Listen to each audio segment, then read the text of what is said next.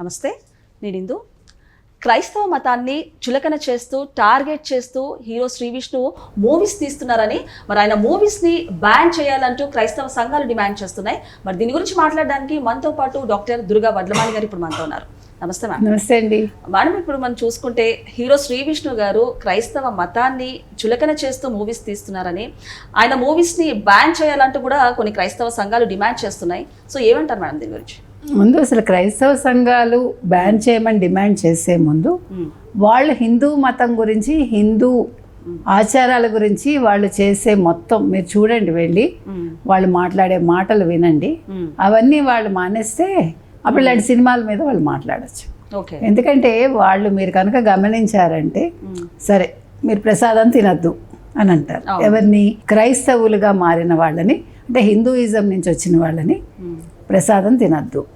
తర్వాత హిందూ దేవుళ్ళ పటాలన్నీ తీసి కాలుతోటి తొక్కండి. ఇవన్నీ జరుగుతున్నాయి లిటరల్గా. మీరందరూ కూడా కన్వర్షన్, ఇదంతా కూడా అంటే మతం మార్పిడి చేస్తున్నారు. ఇప్పుడు మతం అనేది మతం అంటే ఏంటి? అసలు మతం అంటే అర్థం తెలుసా మీకు? మతం అంటే మనిషి ఇచ్చ, అంటే వాళ్ళకి నచ్చినట్టు వాళ్ళు ఉండడమే మతం. అంతేగాని మతం అంటే దానికి ఏదో మీనింగ్స్ ఏమీ లేవు అక్కడ. అటువంటి మతం విషయంలో మనకి పోర్చుగీసుల నుంచి వీళ్ళందరూ కూడా వచ్చి భారతదేశానికి, బ్రిటిష్ వాళ్ళు వచ్చి మనకి మత మార్పిడి కోసం వాళ్ళు పాఠశాలలు పెట్టారు, కళాశాలలు పెట్టారు. వాళ్ళు మొత్తం మనకి అంటే రవాణా సదుపాయాలు ఇవన్నీ కూడా ఇచ్చారు. అంటే మనకి నాగరికత నేర్పిస్తున్నామని చెప్తూ వాళ్ళు మతాన్ని ప్రబోధించారు. ముఖ్యంగా వాళ్ళు ఏం చేశారంటే, మీకు మొట్టమొదట కన్వర్ట్ అయిన వ్యక్తి ఒక బ్రాహ్మణ్. అంటే మీకు ఉన్నత కులాల వాళ్ళని మేము మా మతంలోకి తీసుకురాగలిగాము అని చెప్పుకోవటం కోసం, so that it's easy for them to convert other caste people అన్నమాట. అంటే అసలు అంటే ఆ రోజుల్లో బ్రాహ్మిన్స్ అంటే చాలా నిష్టగా ఉంటారు, వాళ్ళు వాళ్ళ దేవుడి పట్ల చాలా నమ్మకంతో ఉంటారు, వాళ్ళు మారరు అనుకునే వాళ్ళని మార్చారనమాట. తర్వాత మీరు కేరళలో ఒక ప్రదేశానికి వెళ్తే, ప్రదేశం పేరు ఇప్పుడు నాకు గుర్తుకు రావట్లా, మీరు అక్కడికి వెళ్ళారంటే యు కెనాట్ బిలీవ్. అంటే మీరు ఎంతో దృఢ సంకల్పంతో ఉండగలిగితే తప్ప, లేకపోతే మీరు క్రిస్టియానిటీలోకి మారిపోతారు. సో మేడం, అంటే ఈ ఒక విషయం కూడా చూడొచ్చు, అంటే మన ఇష్టానుసారంగా మారడం అంటే అది వేరే విషయం, కానీ మనని బలవంతంగా ఫోర్స్ చేస్తూ దాని గురించి ప్రమోట్ చేస్తూ వాళ్ళు చేయడం ఎంతవరకు కరెక్ట్ అంటారు? ఏది తప్పండి, నా దృష్టిలో తప్పది. ఇప్పుడు నేను ఎన్నోసార్లు ఆంధ్రప్రదేశ్లో చూశానండి. పొద్దున్నే 6 బ్యాచ్లుగా బ్లూ కలర్ ప్యాంటు, తెల్ల షర్టు, లేకపోతే అమ్మాయిలు అయితే తెల్ల జాకెట్టు, బ్లూ కలర్ చీర, లేకపోతే కుర్తా పైజామా ఇప్పుడైతే వేసుకుని ఇదే వాళ్ళ పని. ఇప్పుడు మీరు ఎన్నో వీడియోస్ చూస్తారు, మీరు ఎవరు మా ప్రాంతాలకి రాకండి, మా వీధుల్లోకి రాకండి అని హిందువులు వాళ్ళని తరిమి కొట్టడం. వాళ్ళు ఏమంటారు, అప్పుడు చాలామంది బొట్టు పెట్టడానికి ప్రయత్నించారు.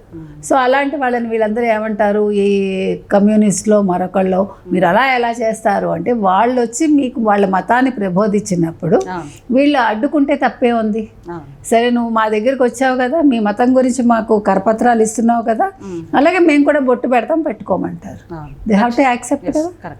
ఇప్పుడు నీ మతాన్ని తిడుతూ ఉన్నప్పుడు, ఇప్పుడు కొత్తగా ఆ మతం నీకేం చెప్తుంది? ఏమీ చెప్పట్లే. సరే, ఈక్వాలిటీ అంటున్నారండి. మరి ఇప్పుడు క్రిస్టియన్స్లో ఎన్ని రకాలు ఉన్నాయంటే మీరు నమ్ముతారా? రోమన్ క్యాథలిక్స్, తర్వాత ప్రొటెస్టెంట్స్, తర్వాత ఇంకా రకరకాలన్నమాట. తర్వాత చర్చెస్ కూడా ఎవరి చర్చిలు వాళ్ళకు ఉంటాయి. ఈ చర్చి వాళ్ళు అక్కడికి వెళ్ళరు, ఆ చర్చి వాళ్ళు ఇక్కడికి వెళ్ళరు, ఇక్కడ ఖననం చేసేవాళ్ళు అక్కడ ఖననం చేయరు. అంటే ఏం మారింది మీకు? మీరు మారండి, మతం మారదలుచుకుంటే మారండి, అది ఎవడు అబ్జెక్ట్ చేయడు. కానీ బలవంతంగా చేయటాన్ని మాత్రం నేను వ్యతిరేకిస్తాను. నెంబర్ 1. నెంబర్ 2, మీరు అన్నట్టుగా ఇప్పుడు ఈ మతం అనేది, ఇప్పుడు మీరు ఫస్ట్ నుంచి సినిమాలన్నీ చూసుకుని వస్తే బ్రాహ్మిన్స్ని కించపరుస్తూ ఎన్నో సినిమాలు వచ్చాయి. తర్వాత హిందూ మతాన్ని కించపరుస్తూ హిందువులే తీస్తారు సినిమాలు. హిందువులే. మీరు మొత్తం సినిమాలు ఇప్పుడు బ్యాన్ చేయాలనుకుంటే you have to start from the beginning almost, maybe, I don't know కదా. కాబట్టి ఇప్పుడు మనం శ్రీ విష్ణు దాకా వద్దాం. Sri Vishnu single cinema, single cinema పేరే సింగిల్ మూవీ. ఎందుకంటే ఈ రోజుల్లో పెళ్ళిళ్ళు అవడం కష్టంగా ఉంది కాబట్టి ఆ పేరు పెట్టి ఉండొచ్చు, ఆ కాన్సెప్ట్తో వచ్చి ఉండొచ్చు. కాబట్టి మనం చూసాం అది, అందులో ఉండే డైలాగ్స్ ఇవన్నీ. అంటే ఒక మీకు బుధవారం ప్రార్థనలు ఉంటాయి వాళ్ళకి, మీరు ఎప్పుడైనా చూసారా? కొబ్బరి నూనె ఇస్తారు బుధవారం, ప్రేయర్స్ చేసి కొబ్బరి నూనె ఇస్తారు. లేదంటే మీరు అక్కడికి వెళ్తారండి, వెళ్ళగానే ఆయన ఇలా నీళ్లు చల్లుతాడు మీ మీద, మీకు ఇంకా మోర్చ వచ్చినట్టు అయిపోతుంది, ఊగిపోతారు. నేను చదువుకునేటప్పుడు హాస్టల్లో కొంతమంది క్రిస్టియన్స్ ఉండేవాళ్ళు. రాత్రి అయ్యేసరికి మాకు అర్థమయ్యేది కాదు, వాళ్ళు అరుపులు ఏడ్చేవాళ్ళు అనమాట, భయం వేసేది మాకు. హాస్టల్లో అవన్నీ చేయకూడదు కదా, అసలు ఏడిపోయి ఇంకా అదొక తెగ అనమాట. అంటే మీకు క్రిస్టియన్స్లోనే రకరకాలు ఉంటారు. ఇప్పుడు అసలు నగలు పెట్టుకొని వాళ్ళు అసలు మీకు పూజలు చేయరు, వాళ్ళని యెహోవాన ఏదో అంటారు వాళ్ళు. అంటే ఆ కమ్యూనిటీ నేను మొన్ననే అది మొత్తం వివరంగా కొద్దిగా తెలుసుకున్నాను. వాళ్ళు ఏంటంటే ఏ పండగలు చేసుకున్నారు, వాళ్ళకి క్రిస్మస్ కూడా ఉండదు, వాళ్ళు జీసస్ను కూడా అంటే ప్రార్థించరు. జీసస్ కంటే అబౌవ్, అంటే వీళ్ళందరూ దైవ పుత్రులు కదా, అసలైన దేవుడు కాదు కాబట్టి వాళ్ళకి అది చెందదన్నమాట. ఇప్పుడు మీకు కొన్ని రిలిజియన్స్లో అంతే కదా, అసలు దేవుడు ఉండడు, ఆ దేవుడు బిడ్డలు వస్తారు అన్నమాట. అది ఓకే, దాన్ని వాళ్ళ నమ్మకాలు మత విశ్వాసాలని మనం ప్రశ్నించట్లా. కానీ మీరు శ్రీ విష్ణు సినిమా చూసినప్పుడు బ్రాహ్మిన్స్ డైలాగ్స్ వాడాడు, మీరు యాక్సెంట్ అంతా కూడా బ్రాహ్మిన్స్ ఎట్లా మాట్లాడతారో అట్లా మాట్లాడాడు, మీరు అబ్జర్వ్ చేయండి. నెంబర్ 1 ఆ స్లాంగ్, ఆ యాస. రెండోది, ఒక క్రిస్టియన్ మతాన్ని బేస్ చేసుకుని అతను కామెడీ చేయలేదు, హిందూ మతాన్ని బేస్ చేసుకుని కామెడీ చేశాడు. కాబట్టి అబ్జెక్షన్ మీకు ఎక్కడ వస్తుంది? అతను ఆ పాపని ఇటు తీసుకురండి అని అన్నాడు. అతను మనం చూస్తాం కదా, ఇప్పుడు ఈ ప్రార్థనలు చేశాక వాళ్ళు సడన్ గా అలా మోర్చ వచ్చిన వాళ్ళు, లేకపోతే కాళ్ళు చేతులు లేని వాళ్ళు అలా లేచి నడిచి వెళ్ళిపోతూ ఉంటారు కదా. అవును మేడం, అదే అడుగుదాం అనుకుంటున్నాను. ఈ పాస్టర్స్ కానివ్వండి, ఫాదర్స్ కానివ్వండి, మాటలు రాని వాళ్ళకి వెంటనే మీరు అన్నట్టు వాటర్ చల్లితేనో లేకపోతే కొబ్బరి నూనె ఇస్తానో మాటలు రావడం, నడవని వాళ్ళను నడవడం, ఇలాంటివి ఎంతవరకు కరెక్ట్ అంటారు? ఇవన్నీ మనకి తెలియదండి. ఇప్పుడు డాక్టర్స్ అక్కర్లేదు కదా, ఇప్పుడు ఈఎన్టీ స్పెషలిస్టులు అక్కర్లే. అప్పుడు అదే అంటే మనం క్రిటిసైజ్ చేయటం కాదు, నేను సిన్సియర్గా చెప్తున్నా. ఈ పాస్టర్స్ అందరూ ఎవరెవరికైతే మూగా చెవుడు, ఇప్పుడు డెఫ్ అండ్ డమ్ స్కూల్స్ ఉంటాయి కదా, అదే విధంగా మీకు ఇవి కూడా ఉంటాయి, ఏవి ఆటిజం పిల్లలు ఉంటారు. సో మరి వీళ్ళు అలాంటి చోట్లకి వెళ్ళి వీళ్ళు ప్రేయర్ చేసి, ఓకే వాళ్ళు మారుతారో మతంలోకి మారో తర్వాత విషయం, బట్ వీళ్ళకంత మహిమలు ఉన్నప్పుడు వాళ్ళ పని చేస్తే చూడండి, నిజంగా పిల్లలు మాట్లాడగలిగితే తల్లిదండ్రులకి ఎంత ఆనందం, ఆ చెవులు వినిపిస్తున్నాయంటే మనకి ఇది ఊహకే చాలా బాగుంది కదా. So what my request is, ఈ పాస్టర్స్ ఎవరైతే ఉన్నారో అంటే మరి వాళ్ళు ఎక్కడ వీళ్ళందరూ కూడా చదువుకుంటారో మనకు తెలీదు. ఈ డిపార్ట్మెంట్స్ ఉంటాయి మీకు తెలుసు కదా, సెయింట్ జాన్ సెమినరీ అవంతా ఉన్నాయి. అది కొన్ని సంవత్సరాలు వాళ్ళు చదువుకోవాలి, చదువుకున్నాక వాళ్ళకి ఆ అర్హత వస్తుందన్నమాట. కాబట్టి అలాంటి చదువుకున్న పాస్టర్స్ అయితే, ఎందుకు మీకు పగడాల ప్రవీణ్ చచ్చిపోయారు కదా, ఆయన కూడా మరి హిందూ మన శివుడికి సంబంధించిన శ్లోకాలన్నీ ఆయన ఉపయోగించుకున్నాడు క్రిస్టియన్స్కి. మీరు ఆయన వీడియోస్ చూస్తే మీకు తెలుస్తాయి. అలాగే మన ఇప్పుడు వీళ్ళన్నీ హిందువులకు సంబంధించి అన్నీ మీరు వాడకూడదు ఇదన్నీ చెప్తారు కదా, మరి వాళ్ళు మన కర్ణాటక సంగీతానికి సంబంధించి త్యాగరాజ కీర్తనల్ని వాళ్ళు ఎందుకు ఉపయోగించుకుంటున్నారు? వాళ్ళు కీర్తనలు ఎందుకు పాడతారు? వాళ్ళు పసుపు వాడతారు, వాళ్ళు తాళి వేసుకుంటారు, ఒక బొట్టు తప్ప. ఇటీవలి కాలంలో ఈ బొట్టు మీద వాళ్ళు పెద్ద చర్చ వాళ్ళందరూ. అసలు వీళ్ళెవరండి? ఇప్పుడు మీరు అసలు బైబిల్ చదివితే ఇవన్నీ ఎక్కడైనా ఉన్నాయా? నా చిన్నప్పుడు నేను బైబిల్ చదివా, అంటే మాకు స్కూల్లో, నేను క్రిస్టియన్ స్కూల్లో చదువుకున్నా, నాకు కొద్దిగా అవగాహన ఉంది. వీళ్ళంత అవగాహన నాకు లేదు, పాస్టర్స్ అంత అవగాహన నాకు లేదు. కానీ ఎక్కడ బొట్టు పెట్టుకోకూడదు, పువ్వులు పెట్టుకోకూడదు, ఇవేమి ఉండవు. మీరు దేవుడిని నమ్ముకోండి, దేవుడు మీకు మంచి చేస్తాడనే ఏ మతమైనా లేకపోతే ఏ మత గ్రంథమైనా చెప్తుంది, అంతే కదా. నిజాయితీగా ఉండండి. మరి వీళ్ళందరూ కూడా మరి దశమ భాగం ఎక్కడి నుంచి వచ్చిందో తీసుకోండి అని ఇవన్నీ నాకు తెలియదు. కాబట్టి ఇవాళ శ్రీ విష్ణు సినిమా బ్యాన్ చేయాలంటే మొత్తం మరి ఇంతమందిని ఆయన క్రిటిసైజ్ చేసినట్టే. సో ప్రతిదాన్ని మనం ఒక మత కోణంలో కాకుండా ఓకే ఒక సినిమా. ఆయన ఇంకొకటండి, క్రిస్టియన్ సినిమాలు చూడరుగా.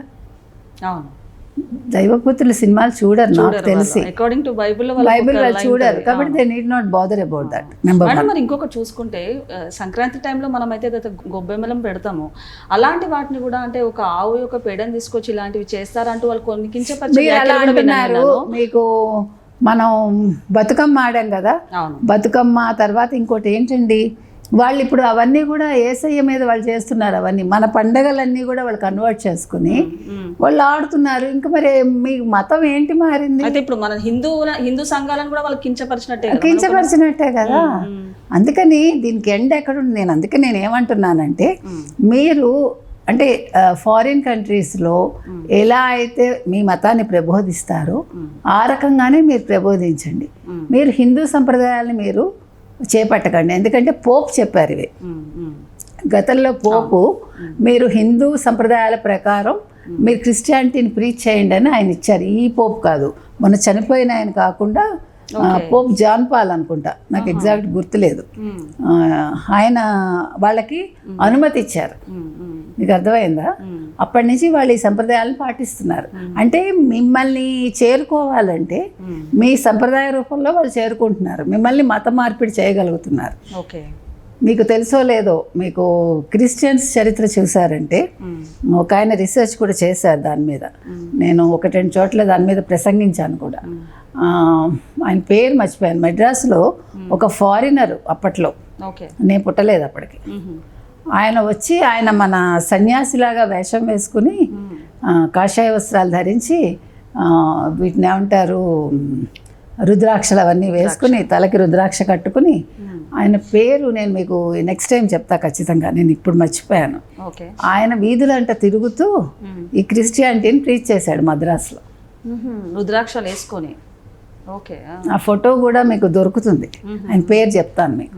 అందుకని మీరు ఇవన్నీ మానేసిన రోజు you have a right to ask. మీకు అర్థమైందా నా పాయింట్?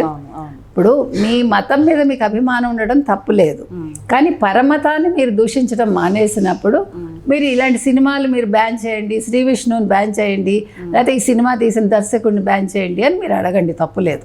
అప్పుడు మేము కూడా మీకు మద్దతు ఇస్తాం.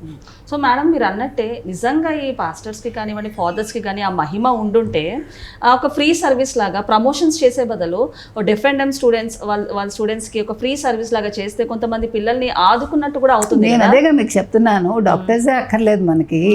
నిజంగా వాళ్ళకి అలాంటి మహిమలు ఉంటే వి విల్ యాక్సెప్ట్. మనం వాళ్ళని దేవుళ్ళుగా కొలుస్తాం కదా. అంటే మానవ మాతృలు కాదు వీళ్ళు, అంతకు మించి అని ప్రజలు కూడా మిమ్మల్ని పూజిస్తారు.